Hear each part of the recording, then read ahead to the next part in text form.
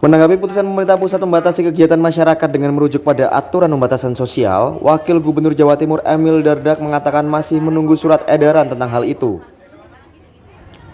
Sebagaimana diketahui, pemerintah memutuskan penerapan pengetatan pembatasan pergerakan dalam rentang waktu 11 hingga 25 Januari. Aturan dikhususkan untuk Pulau Jawa dan Bali saja.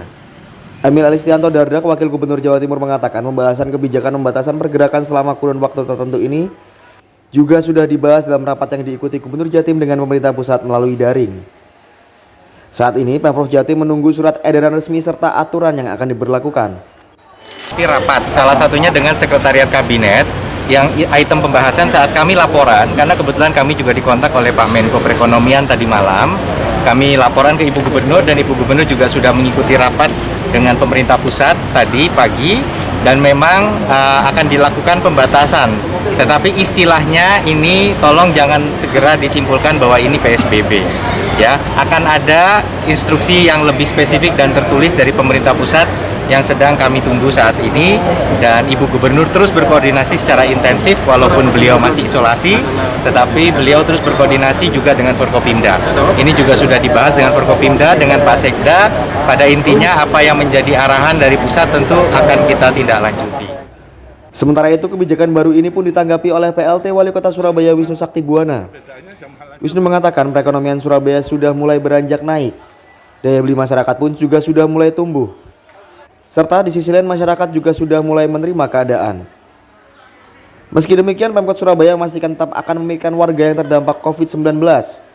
Hal ini dikarenakan banyak warga yang berpotensi untuk dirumahkan karena 75% pekerja diwajibkan untuk WFH atau bekerja dari rumah. Nah, ini kan saya baru dapat kabar tadi dari Pak Wagub juga. Nah, nanti ini setelah ini kita rapatkan internal untuk persiapan, karena itu kan efektif tanggal 11. Tadi barusan dikabari Pak Wagub, belum resmi betul, ini masih dikoordinasikan dengan Seknek apa-apalah di kementerian sana lah. Kita sambil menunggu kepastian itu, karena saya juga belum dapat resmi suratnya, peraturannya mau seperti apa, pembatasannya itu bagaimana. Tapi kita akan persiapkan dulu. Ini FH 75%, artinya yang masuk kantor hanya 25%. Nah, berarti banyak orang di rumah, bekerja di rumah, itu berarti di kampung-kampung akan penuh di jam kerja. Kayak waktu kita PSBB, hampir kayak PSBB. Nah, ini yang harus diaktifasi adalah kampung-kampung tangguh ini untuk jaga warganya, untuk tetap menjaga protokol kesehatan. Nah, itu yang kedua. Nah, yang ketiga lagi, kalau yang di perkantoran pemerintah tidak masalah perkara gajinya. Tapi yang swasta kalau WFH 75%, kalau gajinya itu ikut dipotong 75%, ini akan jadi problem ekonomi keluarga. Nah, ini harus kita pikirkan, bantuannya nanti seperti apa. Gitu kan, dia nggak berjalan hanya 2 minggu. Kalau kayak waktu itu PSBB berpanjang, nah ini kan kita harus mengantisipasi itu. Nah, yang keempat ini akhirnya semua kapasitas rumah makan yang semula sekarang sudah berjalan normal 50%, sudah ekonomi Surabaya mulai bergulir, ini harus dengan kapasitas 25%.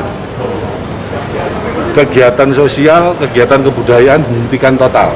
Berarti kayak pernikahan kita belum tahu. Kalau pernikahan dilarang, ini berarti usaha-usaha catering yang selama ini sudah mulai pulih, mulai bergulir, harus berhenti lagi. Persewaan-persewaan pernikahan yang sudah mulai bisa bergulir, bernafas, harus berhenti lagi. Nah, ini harus kita pikirkan. Makanya saya rapatkan malam ini untuk mengantisipasi itu. Lebih lanjut, dalam keputusan pembatasan tersebut juga terdapat keputusan bahwa pemberatasan jam operasional pusat perbelanjaan hanya diizinkan sampai pukul 7 malam saja. Dalam keputusan pemerintah tersebut, PLT Wali Kota Surabaya memastikan akan melakukan rapat dengan pihak Satgas COVID-19 Kota Surabaya. Hal itu untuk membuat langkah antisipasi seperti memberikan bantuan, khususnya bantuan non-tunai untuk kehidupan masyarakat yang terdampak.